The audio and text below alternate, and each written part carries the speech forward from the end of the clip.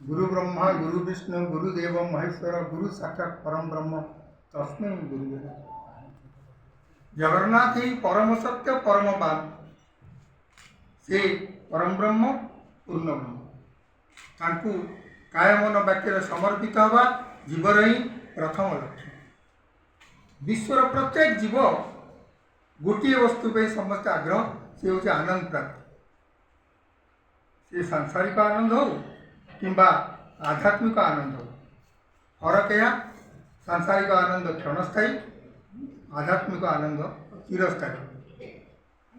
को अनादि कालू महाप्रभु और जीव भितर गोटे विषय उपरे वाद विवाद तर्क वितर्क और कलह लगी रही। आज पर्यंत भी ताकू कहीं समाधान कर पारना एवं ग्यारंटी सह आ प्रत्येक क्षेत्र में महाप्रभु जीव सहित एडजस्ट कर गोटे क्षेत्र में महाप्रभु जीव सहित जमा सहयोग करूना कला दीर्घ दिन चली कथाटी है महाप्रभु कहते जीव तू मो पाखे समर्पित ह काय मन वाक्य मत ध्यान कर मु ते दर्शन दे जीवर जीत तमें आग दर्शन दियो तापर मु आपन को ध्यान ध्यान जप कर। महाप्रभु कहते ना तू आग कर तापर मु कर। ये वाद विवाद को अनादि कालू चली आसी। जीवर एतादृश जिदखोर मनोभाव देखी परम दयालु महाप्रभु कहले देख तू मो पाक गोटे शर्त दुई पद आगा मु तो पाक चारि पद आगे। यही न्याय किछि जीव महाप्रभु पाक प्रथम समर्पित हो ध्यान धारणा कले तापर से महाप्रभु पाखे भगवत प्राप्ति है यथा चाणक्य मीराबाई रामकृष्ण परमहंस ये अनेक आउ जो जीव मैंने शर्त राजी है से संसार जाल 94 जन घाटी जन्म मरण मरण जन्म यही न्याय घाटी चली तेणु जीवर अंतिम कार्य परम लक्ष्य हूँ महाप्रभु पाखे काय मन पाखे समर्पित हो परमानेंट आनंद पाइबा।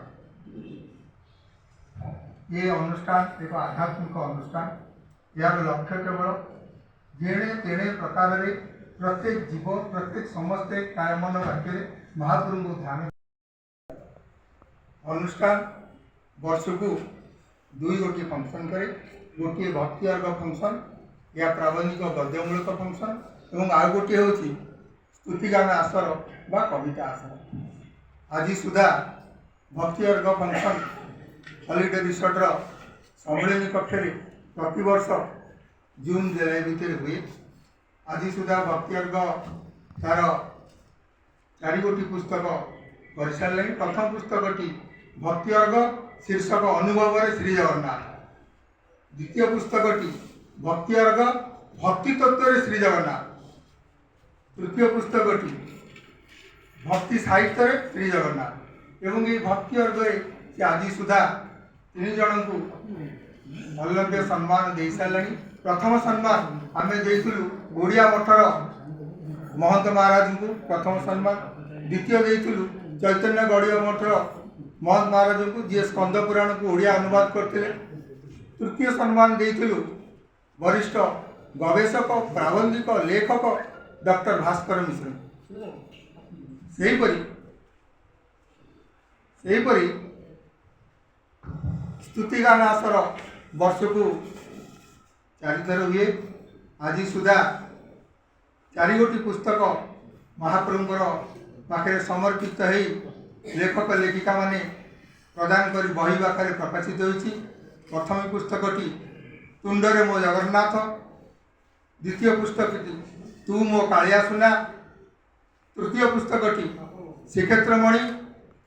चतुर्थ पुस्तकटी कला गोसाई एवं आम आशा करुचु आसंता वर्ष आउ गोटे पुस्तक यही स्तुतिगान आसर हम मो हृदय स्पंदन में कला श्रीमुख। और आज जो मैंने लेखा देवे समस्त लेखा आम काय मन पाखे साहित्य रखू। आर वर्ष पुस्तक आकार प्रकाश करूँ। अनुष्ठान केवल महाप्रभु पाखे तार संस्कृति तार प्रचार प्रसार करवा जगन्नाथंकर मन भर समस्त भूल करवा यह तार केवल लक्ष्य। ଆଜି ସୁଦ୍ଧା ମହାପ୍ରଭୁଙ୍କର ଅପାର କରୁଣାରୁ ଏବଂ ଗୁରୁଜନ ଲଘୁଜନ ମନ କାର୍ଯ୍ୟପନ୍ଥା ମହାପ୍ରଭୁଙ୍କ ଇଚ୍ଛା ଉପରେ କ୍ରିୟା କରିବେ। ଜୟ ଜଗନ୍ନାଥ, ଜୟ ଶ୍ରୀକ୍ଷେତ୍ର, ଜୟ କ୍ଷେତ୍ର।